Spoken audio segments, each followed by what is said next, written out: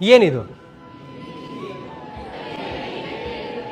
30 Bina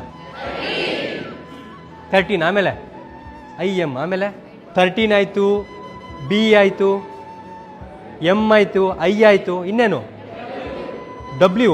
okay weight, ಇವಾಗ ಹೇಳಿ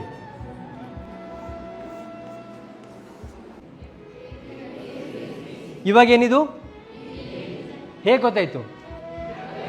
ಅದರ ಅಕ್ಕಪಕ್ಕ ಯಾವುದಿದೆ ಅನ್ನೋದನ್ನ ನೋಡಿ ಅಲ್ವಾ.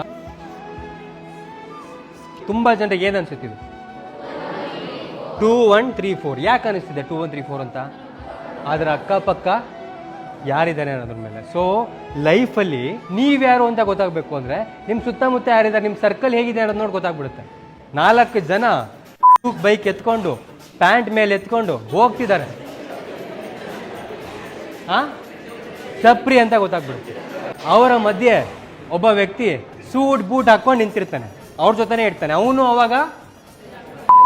ಸೊ ಲೈಫಲ್ಲಿ ನೀವು ಏನಾಗಿದ್ದೀರಾ, ನೀವು ಏನು ಅಂತ ಅರ್ಥ ಆಗಬೇಕು ಅಂದರೆ ನಿಮಗಿಂತ ಹೆಚ್ಚಾಗಿ ನಿಮ್ಮ ಸರೌಂಡಿಂಗ್ ಏನಿದೆ ಅಲ್ಲ ಅದ್ರ ಮೇಲೆ ಗೊತ್ತಾಗ್ಬಿಡುತ್ತೆ. 5 ಜನ ಫ್ರೆಂಡ್ಸ್ ಇದ್ದಾರಾ ಅಂದರೆ you are the average of those 5 people.